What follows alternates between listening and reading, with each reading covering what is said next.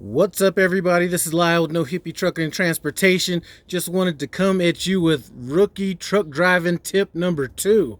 Listen, the most valuable thing that you can have out here is a rookie or even a seasoned driver is information. So my rookie truck driver tip number 2 is ask questions. Listen, whether it's a shipper, receiver, best route to get somewhere, does this place have overnight parking? If you're at a dock and it's a tight dock and you see somebody, a lot of times they're going to be driving like these long-nosed Pete's or something like that. When I first came out, I even asked the driver that was sitting in this truck, and I was a little curious about how to get in there because it was a little tight. Went up, asked him, how would you approach this? You know what I'm saying? So a lot of people are afraid to ask questions and stuff like that, and I'm going to tell you, information is the best thing that you can have in this world, whether it's stock tips or anything. Information is the most powerful thing you can have. Think about this. If you could just look forward in time 5 minutes, you'd be the richest person in the world. Just 5 minutes. Now, the closest you can get to that is gathering as much information as possible.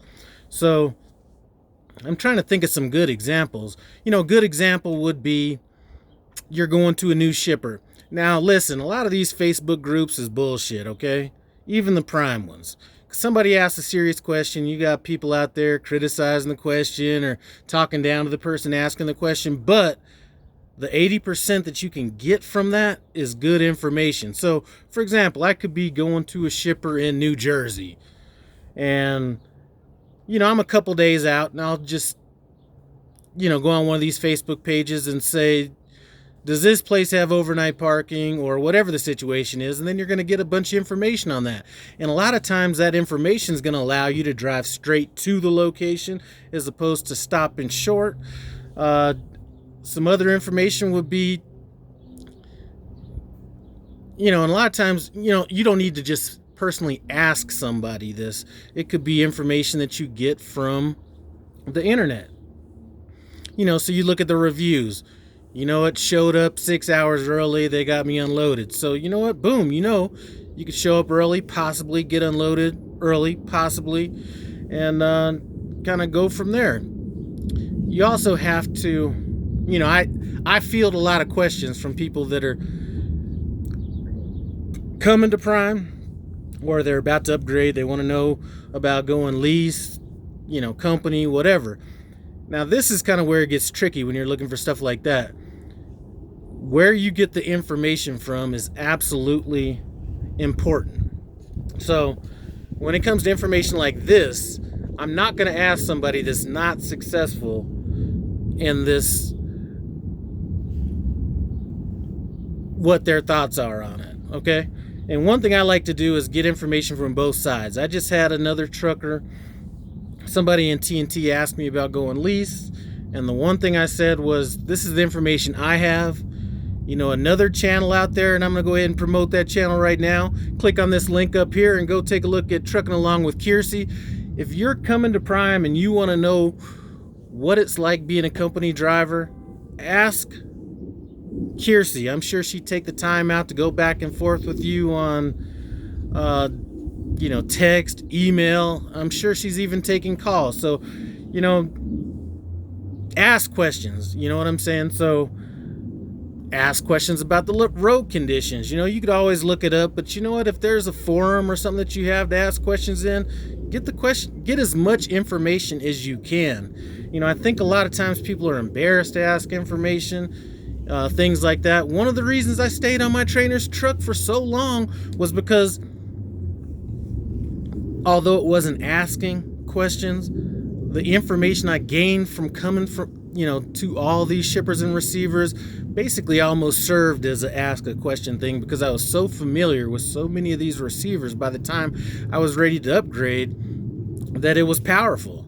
If you do 50,000 miles, you might see, you're going to see a lot of shippers and receivers, but you might not see well, you're definitely not going to see as much as if you stayed on longer. And I'm not here to fight that battle and say you should stay on your trainer's truck longer, but I'm just telling you that's a benefit from staying on your trainer's truck longer. And the reason I brought that up was I was speaking with somebody earlier, and they were asking, they'd basically said, I wanted to stay on my trainer's truck a little bit longer. And this is kind of outside of the scope of this video, but wasn't sure if they wanted to take you on. And really all you got to do is ask that question, because a trainer may want to keep you on their truck even if they have to pay you a little bit more, because they're not having to go back to the terminal, sit for days and days, then go pick up another student, then go have to deal with getting their license from another state, and if for some reason they have to come back and do a sleep study, then that's another period of time off. So chances are, if you're thinking about staying on your trainer's truck, your trainer may be open to that idea.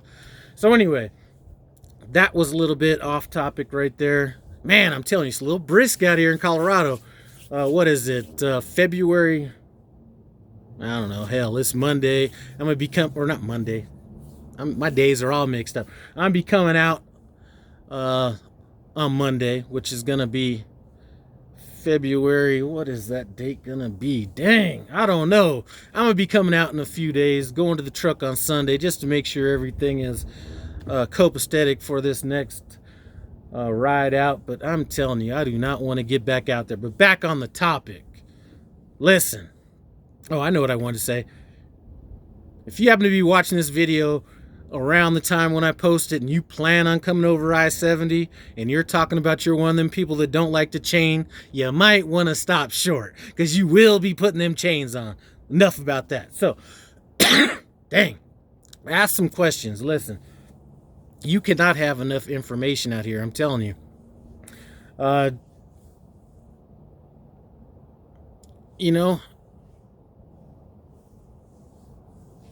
I talk to a lot of people out there, that are that basically actually just upgraded, asking questions. And it's those people, no matter how remedial the questions are, the fact that somebody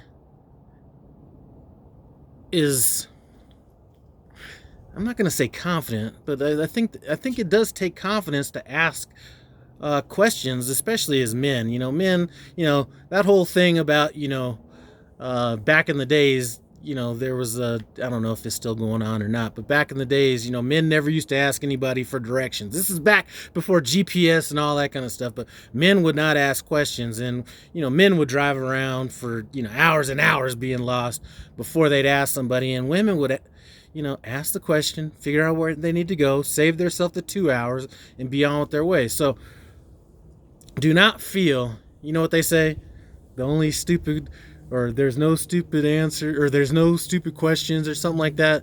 I don't 100% agree with that, but listen, there is no stupid question when it comes to trucking. Do not be afraid to ask a question. Questions can save you time, and saving time in trucking is like think about this. If you took a month and you divided up the amount of money that you made in that month by the hours you drove, you're going to come up with the cost of what it is per hour that you make. The amount of money that you save by asking questions is actually making you money. So that's going to be my pro tip number 2. And like I said, do not feel too confident to go out there and ask some questions. Go ahead, if you're thinking about coming to Prime, or you're thinking about going the company driver route, check out Trucking Along with Kiersey. Like I said, her link is going to be in the iCard above and the description below. I'd like to thank you guys for stopping by No Hippie Trucking and Transportation. Comment, subscribe, and I'm out.